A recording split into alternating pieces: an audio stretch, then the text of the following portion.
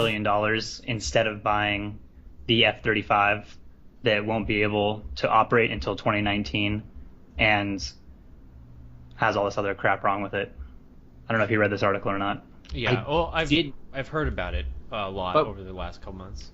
And wasn't it just like last month, didn't Congress buy like 500 more tanks that the U.S. Army doesn't want? But do you know why they're doing that though, right? I don't. It's because it'll like put that town like unemployed. The only reason they're doing it is to keep jobs. That's literally the only reason. Because the Army's like, we don't have room for these tanks. There's no place to put them, and we haven't used tanks in forever. You don't fight wars with tanks anymore. And they're just like, dude, if we stop like thousands upon thousands of people, these factories are going to lose their jobs. So just keep making them. But it seems like we should do that. I mean, I feel bad for people who lose their jobs because that totally sucks. But it's unsustainable. I mean, okay, so we build these tanks, cool. What are we gonna do? We're just gonna keep building more and more and more tanks. Like we're gonna have like just like dedicate South Dakota to like storing tanks. Yep. I don't know, man. I mean, well, that's the thing is like that's the weird cold-blooded capitalist in me, which is like, I'm sorry, but fuck them. That and like jobs is a really weird nebulous term that certain administrations like to throw around to indicate economic strength. And it doesn't mean anything. Like holding on to jobs doesn't do dick to help anybody. Well, like, it means they have income and they're well putting for money into the individual economy. families, sure, but the best thing you could do for them is retrain them how to do something else that, like Anton said, is sustainable. We're not doing them any favors, like just putting it off another year. I mean, I shouldn't say we're not doing them any favors. We're allowing them to sustain themselves for 1 year, but yeah. But it kind of sucks because we really should be embracing the global marketplace and like the global economy because I mean a lot of jobs are being shipped overseas, but those people need jobs as well. So let's give them jobs doing manual labor or working in factories, and we should be like working on making better jobs for Americans. Like right, but factory jobs are going away, and also what's going to happen once self-driving cars become a mainstream thing and the 6 million people in the U.S. who drive trucks and stuff are out of jobs, like trucks and taxis and all of that shit. That's what we got to be thinking about. Like, why aren't we planning ahead and saying, okay, so we're going to have 6 million people who drive cars who aren't going to be driving cars anymore, not to mention limo drivers and all this other crap. So where can we put these people to have jobs? There's got to be something they could be working on. Yeah, like Subway, dude. I mean, almost all jobs are going to go like automated with machines, like checkouts and stuff. You can already, they already make these pizza. Have you seen those pizza machines? Like you just walk up to them, swipe your card, say what toppings you want, and it like makes it, bakes it, and spits it out in 7 minutes. Yeah. Same thing with those fresh squeezed orange juice vending machines. Yeah. Pretty sick. Just add oranges, yo. No, the oranges are in it. Delivered fresh every day. Just add money. Just add money, and it squeezes orange juice into a cup for you. I don't know. I think that, while we're already talking about this, I guess we could continue talking about it. Yeah. I feel like it's something that we all know is coming, but we just keep talking about how we know it's coming, and we're not taking any proactive steps to do anything about its eventuality. Because, I mean, we all know that this all has super huge implications. Like Elon Musk announced that even though he's not personally overseeing it, there are still people working on his like super rapid transport system that will have hubs in like 14 like major U.S. cities where it'll travel at like 800 miles an hour. It's called the Hyperloop or whatever, where you can get, like they said, from San Francisco to Los Angeles in a couple hours. And it's just going to be bananas, right? And on the one hand, exactly. On the one hand, I'm like, that's so cool. We live in the future. And on the other hand, I'm like, shit, that is going to really wildly change the economy in those areas. Because everyone's going to use it. And stuff like this kind of makes me wholeheartedly agree with Anton's debate you guys were having a couple podcasts ago about capitalism, where we may have to go to like some sort of route where everyone gets paid basically like poverty, like level. You'll get paid like, say like 25 grand and you don't have to work, but you have 25 grand so you can pay your Netflix fee and like buy food and keep the like the money going back into the economy, because eventually I mean, there's gonna be a lot of people where there just won't be jobs. Yeah, like and that's the thing is- agriculture's gone away. Like, you know, there's not a lot of humans need to do that stuff. Like, aside from even like doctors are slowly going away. Like almost everything is going away job wise. Yeah. And there's no way, you got to think about this. There's only two options. Either we stop increasing the amount of people we have, or we have to keep creating more types of jobs because we're going to have an ever increasing amount of people. And, you know, genocide is not an option anymore. We kind of have decided that's not good. And, you know, thinning the population in some fashion. So we're never going to do that. herd.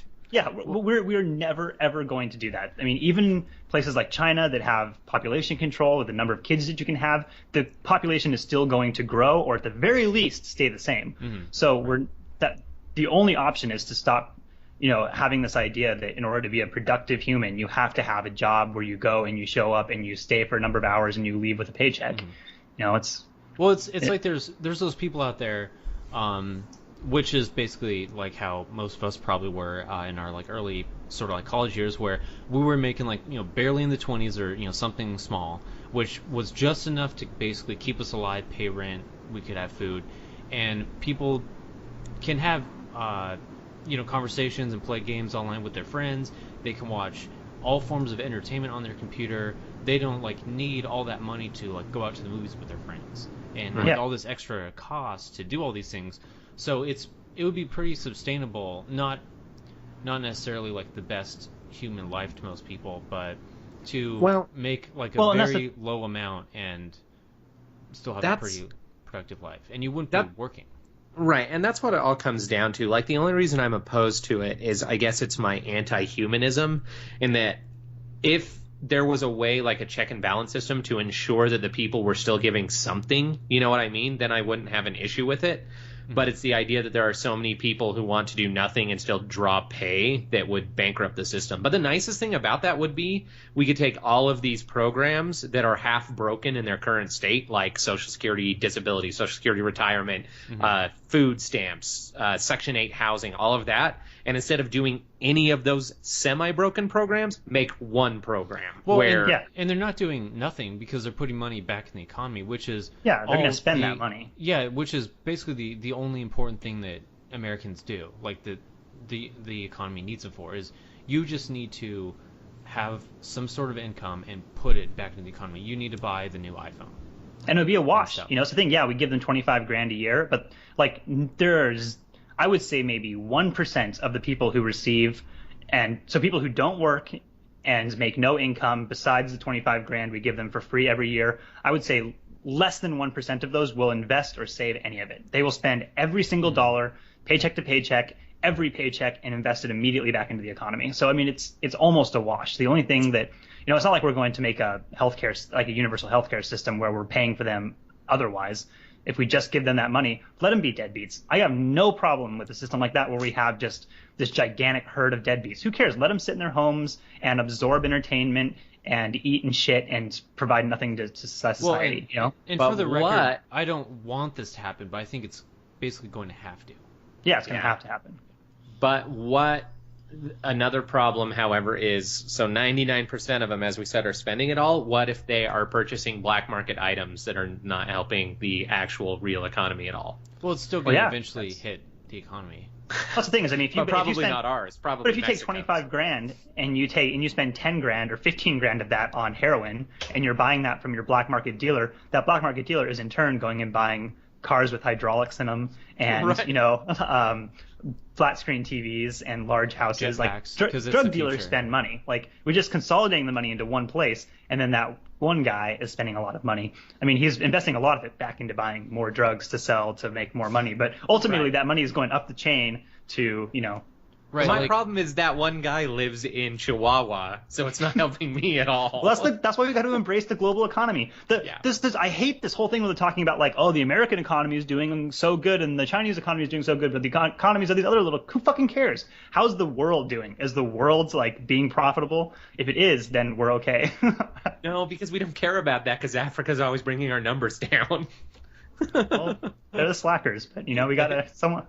We're making it up for where they're slacking, you know. But we could go and develop Africa if we thought globally, you know, and thought about a global economy, we could say, okay, well, where are global economic dead zones? Oh, this fucking gigantic wasteland in Africa where you can't grow anything and you can't do anything there. Well, what can we put in the Sahara Desert that doesn't require any sort of agriculture or any sort of like casinos? Exactly, casinos and tech support. Yeah, I don't care if I got paid good money to work in like the middle of a sand dune where all I had to do was what I do now. Fine, whatever. I don't care where it's at. I don't need scenery. I got monitors. I can make my own scenery. It's just screen glare. Just turn it off. You don't need it. Exactly. Oh my gosh. I'm not at all crapping on your beliefs, but I wish I could live that way. I don't think I could live that way. I don't have the moral fortitude. Well, but see, you're the kind of, that's why the system works, because you couldn't live like that, so you would get a job and you would have the monetary ability to live somewhere. Money. Yeah, you could live where you want and, work the job that you want because you would be motivated to not sit there and milk your free 25 grand. Yeah. Whereas, I would say I would do every other year. Like 1 year, I would just take my free paycheck and I would do absolutely nothing and I would watch everything on Netflix. And I'd be like, okay, so the next year I got to get a job and then I would give back to society, make some fat cash and get a new TV and a new sofa and a bigger fridge for the next year where I would do nothing, Yeah. That's how I live my life, and that's what I want to see in the world. I want a world where every other year I can do nothing. I like that. Anton, when you do nothing, you can live with me for free. Absolutely. See, so let it be written. Yep. And I'll still work my ass off so that we'll still have a big TV. There you go. We could rotate. If the three of us live together, we'd each only have to work once every 3 years. I like that. You're like, I think I'd like to take a shower next year. I'll probably have to get a job. we need to quarantine Anton. He smells real bad. He's 7 months into his binge. So I remember this was probably early 2000s. It was a documentary on video games and gamers and stuff like that. Before, sort of on the cusp of when it was getting really huge. Uh-huh. And they were just interviewing. I want to say it was Discovery Channel, but they were just interviewing all these different people. And I remember there was these three dudes in their 20s or whatever. All of them worked for FedEx, and all of them owned this small house. And all they spent their money on was in their living room. They had 3 big screen TVs and all the consoles you can imagine. And they all worked different shifts. So one person was doing overnights or whatever. And all they did, all their money went into, all 3 of them, was whatever the small amount of rent for this house. A refrigerator that was literally all just Coca-Cola cans and food obviously, and then just big TVs and consoles and stuff. I refuse to believe living like that there was any food in the refrigerator. There was food at McDonald's and Wendy's. Right. Yeah. But obviously that's not something I could do for years upon years upon years because I'd probably die. But at the time I was like, those guys are living the dream. That is amazing. Would you love to be able to just do that for a while? 6 months. Fuck this. Fuck this. I'm gonna move to Oregon, and for the next couple of years, I'm just gonna do my studio apartment with my 70-inch screen, and just do that. Mm-hmm. But it's like anything. It doesn't matter what your dream is. Eventually, you'll get kind of sick of it. Yeah. You'll just have to take a break from whatever your dream life is. You'll get a little tired. If you're traveling the world, you'd get a little bored. You'd be like, I want my own place for a while. Yeah. It doesn't matter what your job is. You would get a little sick of it. All this reminds me of is that 4chan meme from forever ago, where there's the really fat kid, the neck beard sitting there, and he has all of his Japanese models built on the shelves and all these games and a really nice computer. And basically the text is look at this guy, look at what an embarrassment he is to humanity. And then it's but now look again, he is surrounded by everything he loves and he's living exactly the way he wants to with no one to tell him no. Yeah, man. And it's that's kind of true. We're quick to judge, but that dude's living the life for sure. You see all these people walking around with tattoos over all their body, and they do it to show that they don't care what people think. But they absolutely care what people think. That's why they have tattoos all over their body. But that dude with all the anime figures in his room, who I don't know was working at McDonald's or I don't know whatever he's doing, that guy literally doesn't care. Right. Yeah. He doesn't care at all. Yeah. Those people are pretty few and far between. Yeah, and I feel the only way that people become that way is they have to teach themselves to not care because they get so bullied or picked on for what they are or what they like and everything like that. Yeah. And eventually, just one day, it's like the same thing that snaps for psychopaths, but these guys don't go on to kill people. Like one day that part of their brain just finally breaks and they're like, yeah, there is no reason at all to give a fuck. Like, I don't care. Right. We call that high school. Right. They graduate high school and they're like, holy shit, I don't care at all what people think about me. Yep. Yeah. I feel like I'm that guy. I don't care what you people think. You definitely care a lot less than I do, which I'm pretty envious of your lack of care, Anton. I was gonna say as much. I was gonna say I don't think that you completely don't care, but you're definitely better on that scale than I am. Yeah. I'm trying. I actively try very hard not to care, and I think it's working pretty well. Good. See, what I gotta do is I gotta get to that Zen moment where I don't have to try to not care anymore sometimes. Because there are definitely times where I'm like, hey, fuck this, fuck them. I don't give a shit. I just have to like always be in that Zen zone. You see, I just have to be careful because like my default self-protection, like mental backup is apathy. Like whenever something is stressing me out or like I don't know what to do about it, I'm like, oh, just don't care about it. But that gets you into really bad situations really fast. So I feel like I have to walk the razor's edge because that's different than what you're talking about. What you're talking about I think is healthy, but mine could very easily slip into the not healthy where I hurt people and their feelings because I'm like, I don't give a fuck. Get away from me. That's true. I think... Yeah, this is tough. Well, I kind of get there because I have a really hard time maintaining friendships. Like, this works really well. No offense to you guys. I love you guys. But we hang out once a week, or the occasional visit, which is cool. But I don't have to try to impress you guys. But, like, people in town that, are my friends, I've burned through tons of friends that, I've hung out with for a while. And then eventually, like, I don't care what you think. I'm not going to go to your stupid wedding because it's expensive. And I'm sorry that offends you, but I don't care. So it is difficult to maintain friendships. I think we definitely have a little case of Asperger's. Yeah, probably. And I mean, I don't mean this insultingly at all, but I think you're both way worse than I am at it. Yeah, I feel like I'm the one. What I've learned my whole life is that the people in any relationship who care less win. Right? Because the other person is constantly like striving. And I feel like the 1/3 of this podcast where I'm like, no, guys, you should like me. No, guys, keep me here. Because either of you at any moment could be like, all right, I'm done, I'm leaving. But see, that's the bad thing like about Facebook and all that stuff is everyone's just trying to make people who already like them like them. It's like, you don't have to impress us, John. We already like you. But that's what like everyone does on like Facebook. They're like, I need to impress these people who I'm already like friends with. Yeah, like it's just it's weird, and I mean that's in society and that's what I was too, going to say about Facebook. Right, and that's what I was going to say about Anton is like I don't think your theory's wrong, but I also think that the greater reason that us three can all be friends is because you realize that you don't have to try. You know what I mean? Yeah. Like you're not going to offend me if I'm like, hey Anton, we should do this, and you're like, no, I don't really want to. I'm not going to be like, fuck you, like we're not friends, whatever. I'll be like, oh no, that makes sense. I literally, one of my best friends ever, it's so funny, he lives up in Salt Lake, and whenever we used to ask if he wanted to hang out, he had this job that like wasn't super great, and he would literally calculate how much gas was going to cost him to come to the activity, and if it was more than he wanted, he wouldn't come. And like I'm still super good friends with that guy, so I feel like if I can be friends with him, there's nothing you can do. Like literally, he lives 30 minutes away, and he's like, well, this is going to cost me $7.87 in gas, so I'm not coming.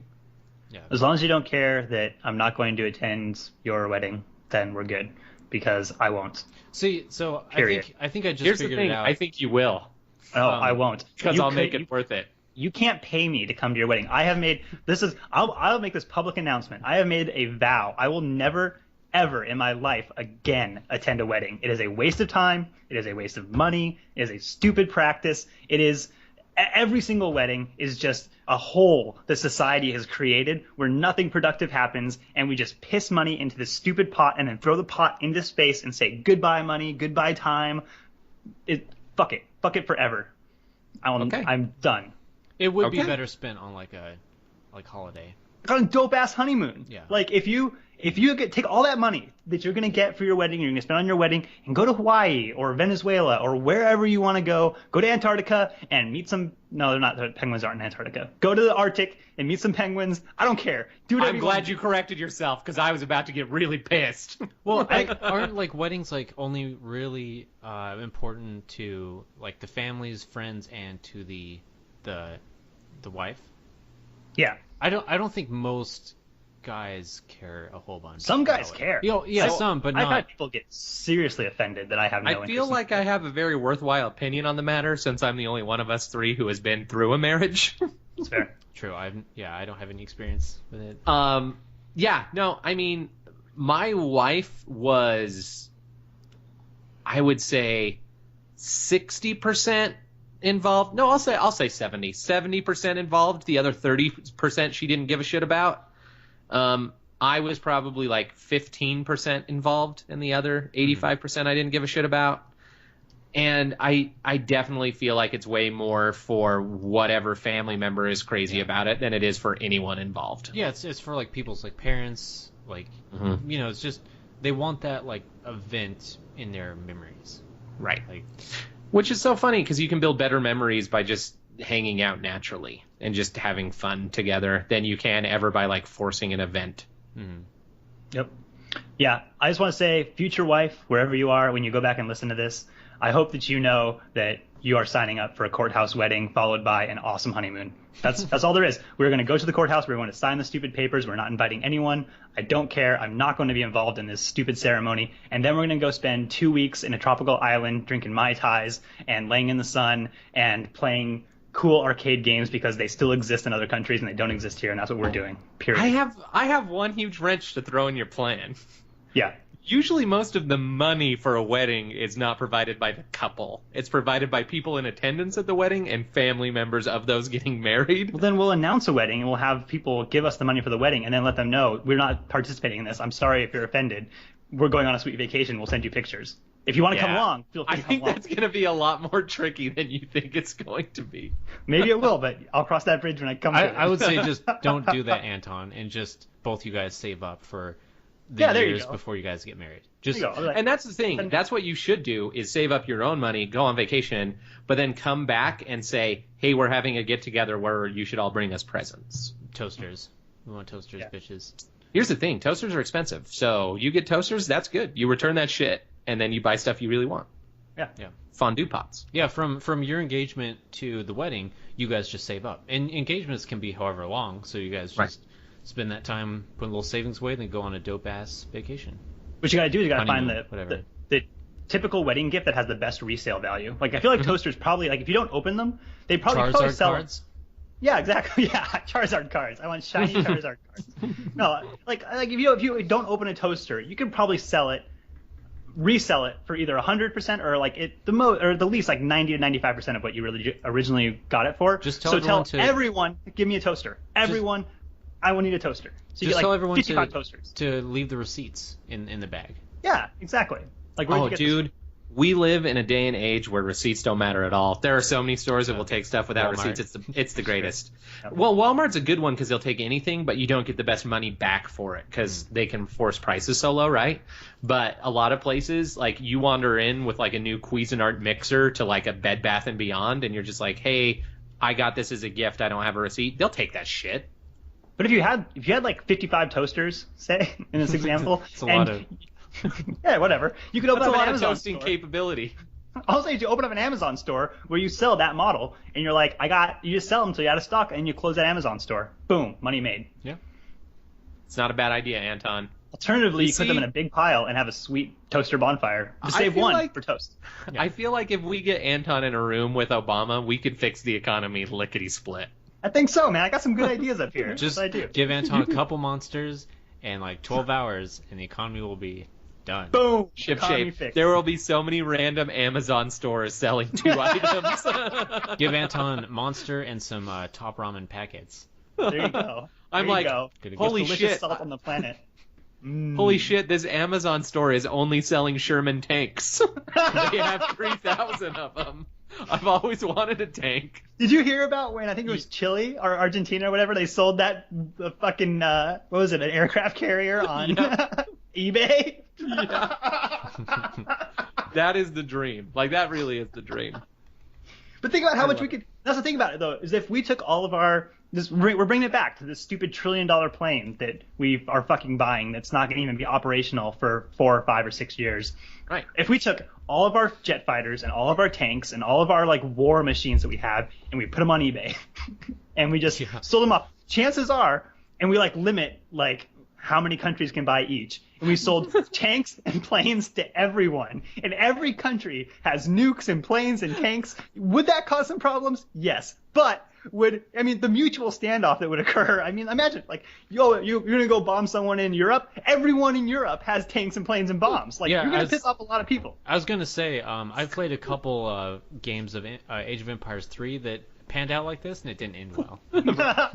I just like the idea of, like, a little notification beeping up, and it's like, Kim Jong-un has signed in, and you're like, oh shit, shut down the store. We can't let him buy anything. But look, either we get a mutual standoff where nobody attacks anyone because everyone's armed, or everyone attacks everyone and we get population control.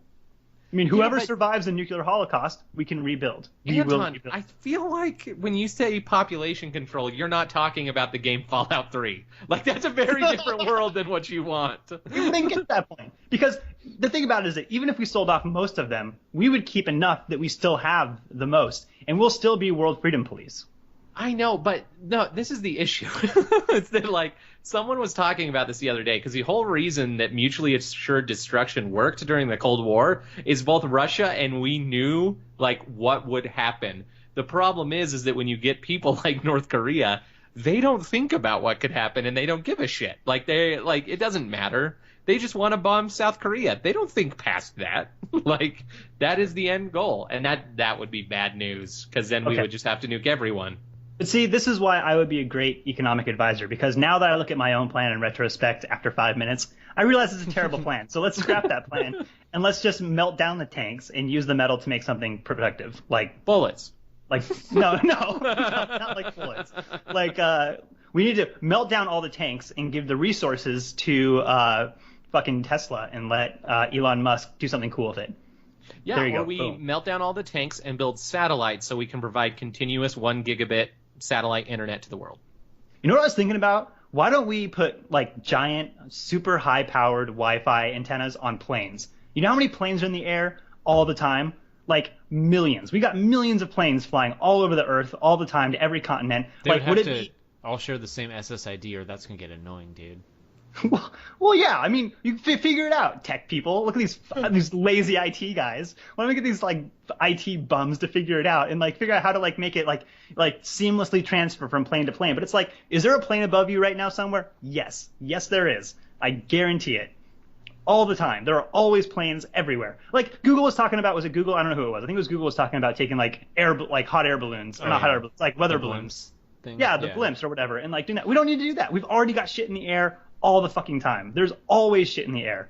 Yeah, that'll be great because like, oh, my Wi-Fi signal just went away. Oh fuck. And you know what? And we would know what happened. Malaysian flight. I always like, lose or signal like on you're this. like, whoa, this signal's getting stronger. Whoa, it's getting really strong. And then your house starts shaking. Yeah. Like airports, could you imagine the free Wi-Fi at airports? Jesus, man, it would have so much Wi-Fi. It would be just uber saturated on Wi-Fi. Everyone would just hang out at airports, and airports would then be cool. Like, how many airports have you been to where you were like, man, I really like being in this airport? Never. But airports would be the new malls because everyone would go hang out at airports. Like, you would be willing to go through TSA to be able to get all the dope Wi-Fi.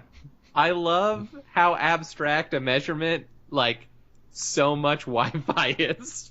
Like, that matters. Like, it's just so much Wi-Fi. You'd be drowning in Wi-Fi. You realize that if you surround yourself by 10 megabit routers all piping in from different directions, you still only get 10 megabits down. But like, that's it. It's not like it multiplies on itself. No, I'm not saying you would get more Wi-Fi, but I'm saying you could have 10,000 people all in the same area without lag. There'd be no loss. That's all I'm saying. That's the future. There's Wi-Fi so much broadcasted Wi-Fi. by planes. My Wi-Fi coffers overflow with Wi-Fi. Exactly. You'd be dripping in Wi-Fi. waves of Wi-Fi. That's the way to do it. I love it. Because nothing bad can happen by dousing ourselves in constant barrages of micro-radiation. Whenever I put popcorn kernels in my pocket, they pop. It's or satellites. It's weird. You could do satellites too. I'm just saying, we already have the planes in the air, so I mean, why build satellites and send them up there when we can? Well, because we need to melt the tanks, Anton. Well, but we melt the tanks. This was all because we needed to melt the tanks. Well, we melt the tanks and build more planes, and then have more planes in the air. What if instead we spread out the tanks around the United States and change them so that they fire running access points? So they just shoot access points all over the place. Into walls. Yeah. So while it's flying, you get access. But they would be shooting them so often, you would always have What if you shoot them straight up? You're onto something. You're onto something. Yeah. This is what we need to do. We need to take all the tanks, and you know all the places that we kind of want to build walls, like let's say our southern border. So we bury them so that they're all facing up. Not only do we have a wall made of tanks keeping all of the Mexicans out, but we also have a new asteroid defense system. A new Star Wars. Just launch buckshot into the atmosphere and try to shred those asteroids before they get us. We don't need your help, Bruce Willis. We got this. Yeah. Just go drill for more oil, you dickwagon. Yep. Oh, you guys, something great happened the other day. Off the tip of my tongue, I just called someone a queef. I hadn't done that since like junior high school. It felt great. It was awesome. Yeah. It felt as good as a queef. Exactly. Which, if I understand, can feel pretty refreshing. That's disgusting, Sharon.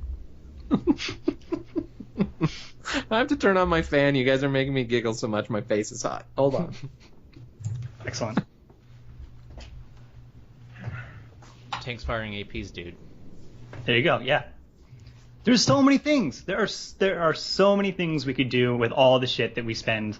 Like, not just the money that we spend on tanks, but just the physical tanks themselves. We could just have them drive around with access points attached to them. Why don't they just have rent-a-tanks so we could all be total badasses for a day or two? No, you guys, because then there's a fuel issue. Tanks take a lot of fuel. And we gotta use the fuel, dude. We gotta use the fuel up. They're not solar tanks, so you're gonna melt down half the tanks to build solar panels to put on the other tanks? No. You use up the fuel, man. Dude, Ryan's right. We use the tanks to accelerate fuel use. Yeah. And because the thing about it is that we have to give up this idea that we're going to stop using fossil fuel while we still have it. We need to accelerate the time. Yeah, stop doing all this green stuff. Everyone who wants like green power to exist, stop promoting green power. Promote the use of fuel and just use it into oblivion until it's either too expensive to buy or there's no more left. Because at that point, the only way that humans ever get anything done is when we absolutely have to. Like, do you think we would have gone and stopped the Nazis if they didn't start the concentration camps? No. They escalated it to the point where now we had to take care of the problem. We didn't even know they had concentration camps when we went to war with them. Let me think of another example. Okay. I think what we could also. This is why Anton's such a good politician, is because he's always thinking on his feet. Along with the tanks using up the fuel, we should also give tax breaks so that whenever people buy fuel and they do burnouts, whatever burnouts like they do while they burn up the fuel, you can tax right off the fuel that you burn doing burnouts. Exactly.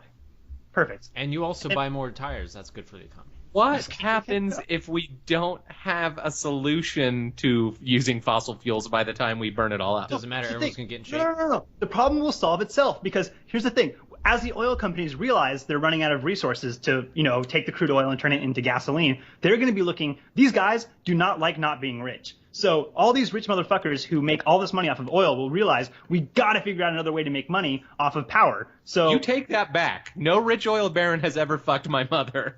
That you know of. That's true.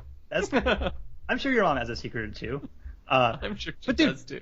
As soon as they get to the last, they're wringing out the oil rags to get the last barrels of oil, because that's how it works. They, from their bags of oily rags that they keep. They wipe their foreheads. Works, right? They dip towels into the earth and pull out oil. So as the towels are starting to dry up, they're going to be like, shit, you know what we should do? We should make money off the sun, and then they'll make solar work.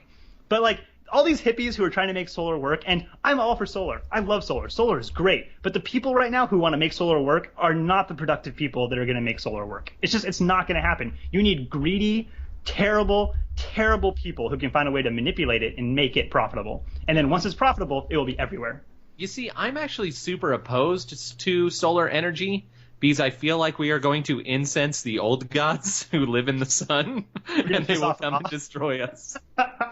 Ra will be angry that we're sapping all his energy. Exactly. He's like, what is this? Oh. Yeah.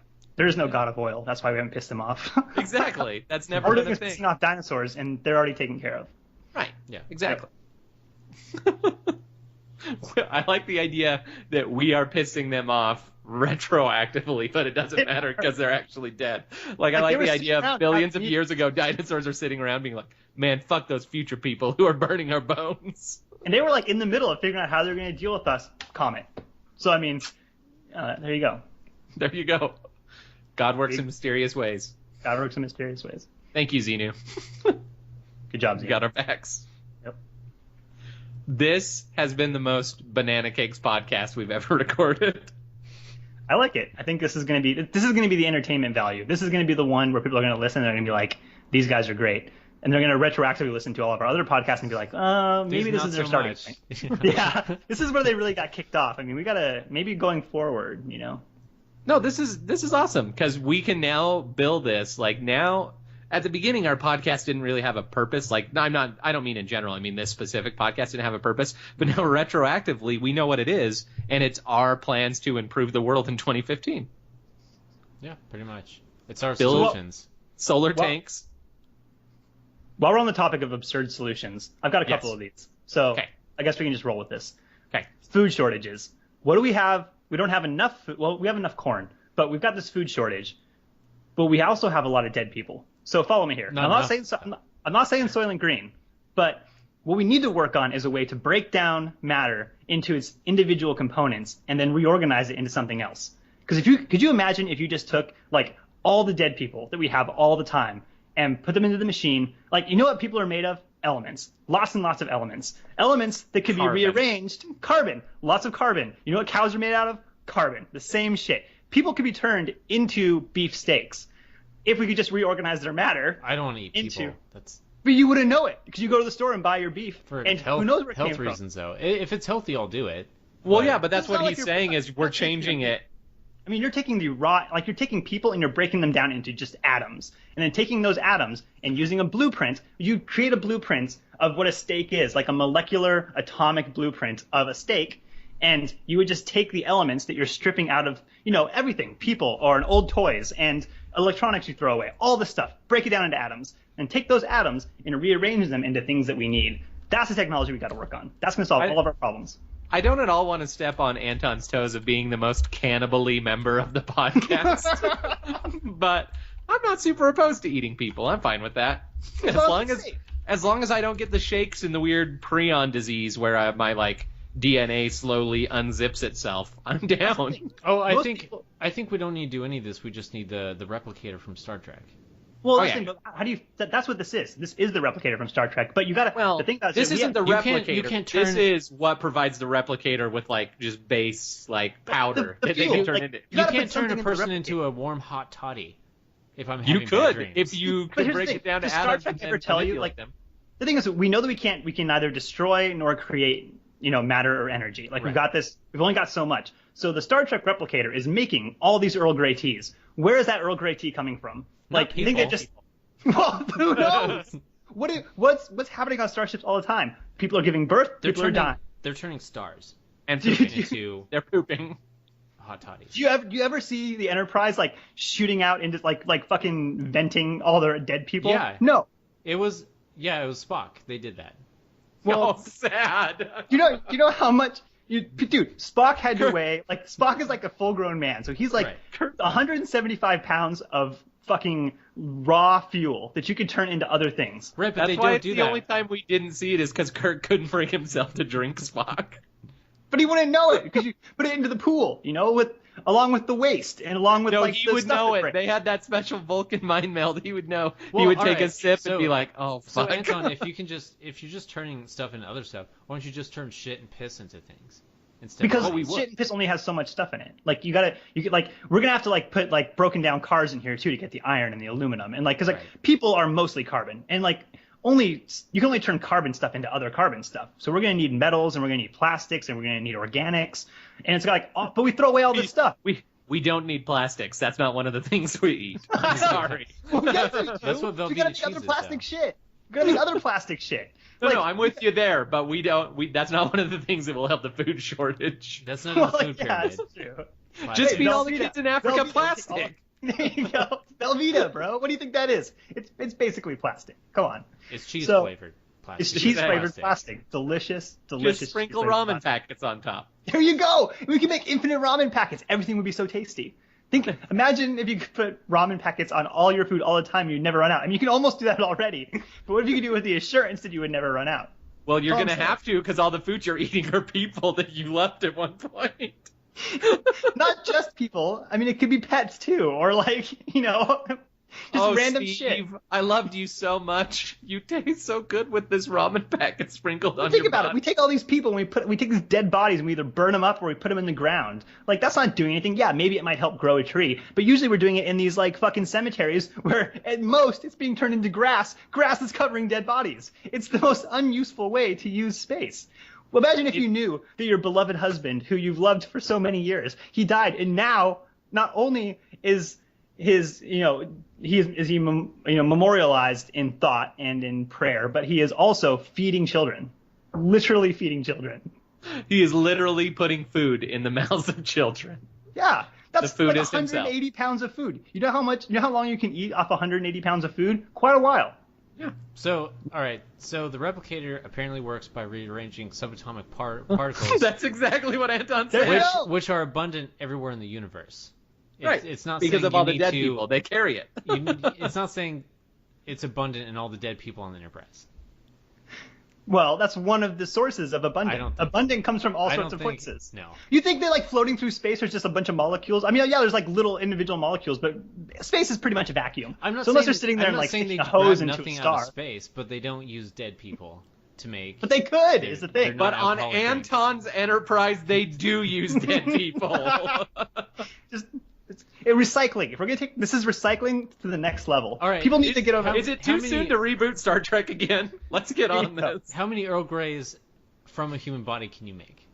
Well, the body is. I'm guessing. How much? Like people are what? Like 40% water or 80% water? Like whatever percent water we are. So you take a 180-pound person. Let's say we're what 60% water. I'm gonna go with that for whatever. Sure. So we're gonna take 60% of a human body could be turned into Earl Grey tea, and I mean water weighs quite a bit. So if you think about it, that's got to be like 1,000 cups of Earl Grey tea.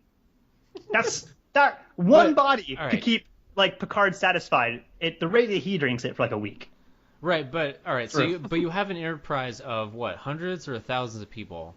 Sure. I remember, and they all need 3 meals a day plus Earl Greys and stuff. Do you know how many people would have to die? I'm not saying that it's just bodies. That's the thing. That's where people got to get over this, because it's not cannibalism in the fact that we're just eating I love other that people. you say people have to get over this. It's just Ryan and me. We haven't taken this to the Galactic Federation of Planets yet. You guys represent the majority. I realize in speaking to you two that you are the vocal majority that is going to represent the listeners. Like I don't imagine very many people are going to be on board with this listening. I understand this is a hurdle to overcome because people don't want to eat other people. Time out. I'm totally on board. Don't put me in the same boat as Ryan. Okay. I'll eat people and cars and pets. Let's do it. There you go. You just got to find a lot of stuff. Yeah, you'd have to use everything that you would normally throw away. Just trash cans are replaced as a feeding tube that you put your stuff into. All the stuff you don't want anymore. No, that's already taken care of with Mr. Fusion. Okay. Yeah. We don't have to worry about that. And the rehydrator. Mm-hmm. Oh, yes. Which would be awesome. And we're there. 2015. It's coming out this year. By the way, have you guys started wearing your pants inside out? Because I sure have. You got to do it. If it's ever going to catch on, Ryan, we the trendsetters have to start it. Oh, man. Anton, I hope you invent this technology soon. Or you get people who know how to invent things to invent this technology soon. That's all I'm saying, man. We could fix the world. We could fix the world, man. One dead body at a time.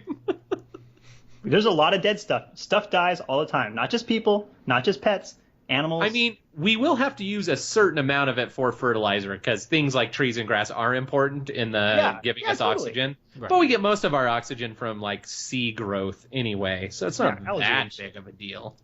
Yeah. Oh shit! So there we go. That's how we fix Done. the world. Give us We've solved the world's problems. Next what problem. now? It can't be that hard. It can't be that hard. How hard could it be? I mean, I understand it's very hard, but I'm just saying, like, as a collective group, like, we've got a lot of smart people on this planet. Like, literally tens of smart people on this planet. Yeah. If we put them all together, all we got to do is figure out a way to break stuff down into atoms and then suspend those atoms in storage that we could use later. Yeah, Yeah. You can't just get little it. packets. Yeah, like little Splenda packets of carbon and oxygen and helium and whatever. Nitrogen.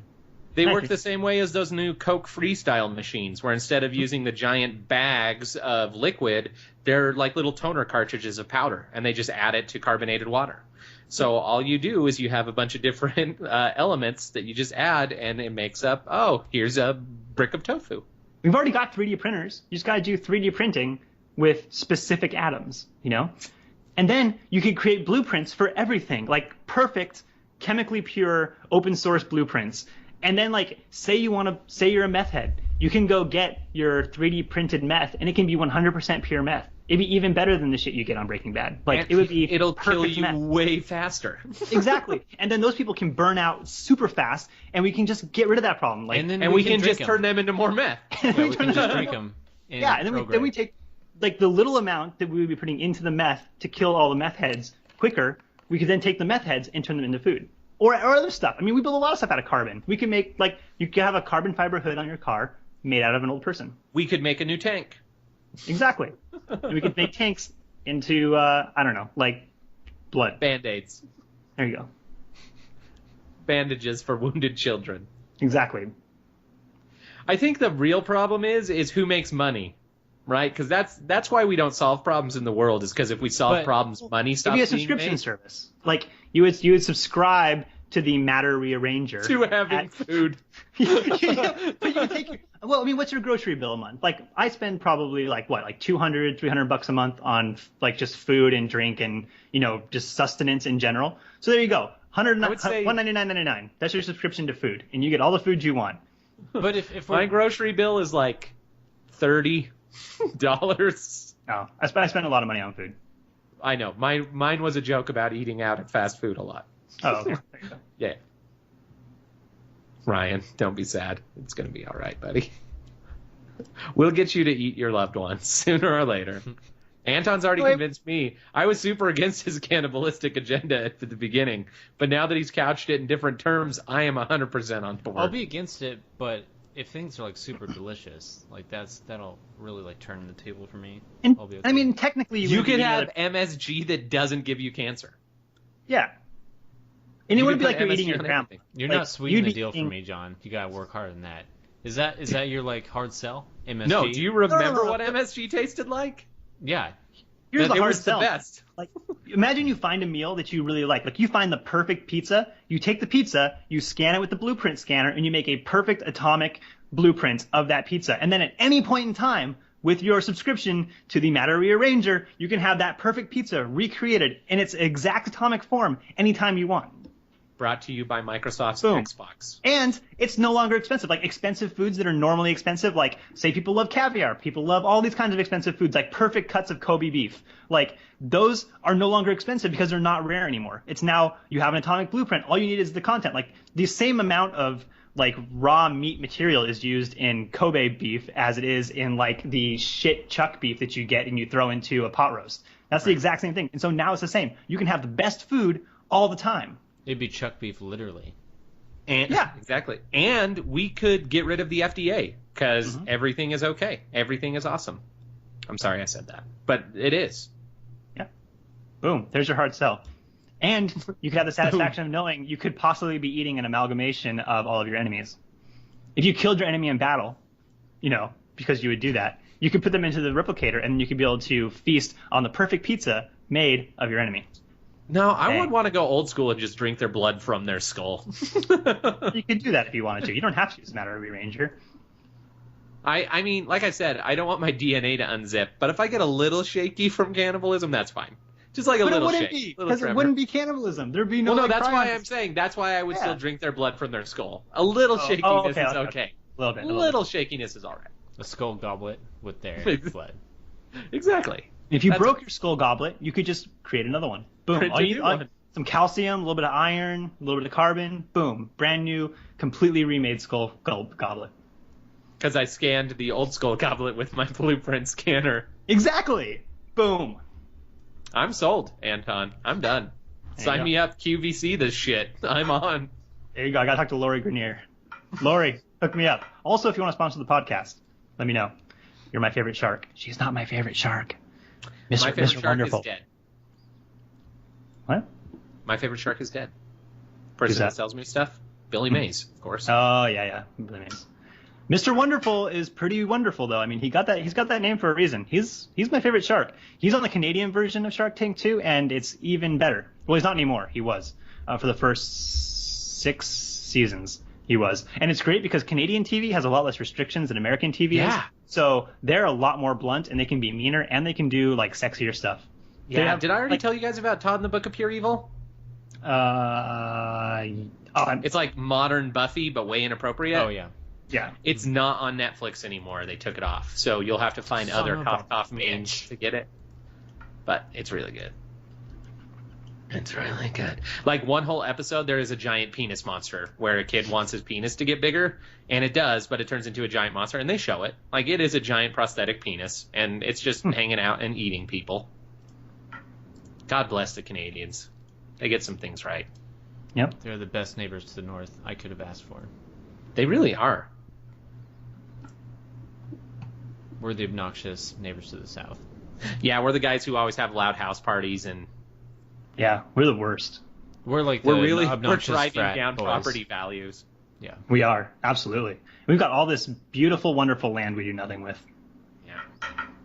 Canada. I'm sorry, there are some beautiful parts of Canada, but most of it is a frozen wasteland that is completely worthless. Same thing with Mexico. There's some very pretty parts of Mexico, but a lot of it is a hot desert wasteland that is completely worthless. Desert. Yeah. We've got places like Montana. Montana is absolutely beautiful, and we do nothing with it. Well, but what do you do with beauty? Do you turn it into high-rises? No, you sell it.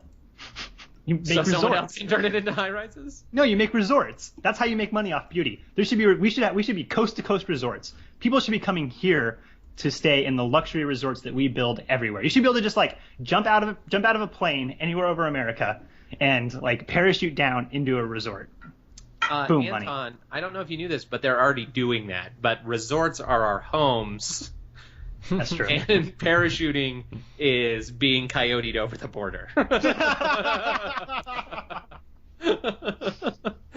It's already going on. We are a giant resort. We're where dreams come true, especially if your dream is helping human trafficking.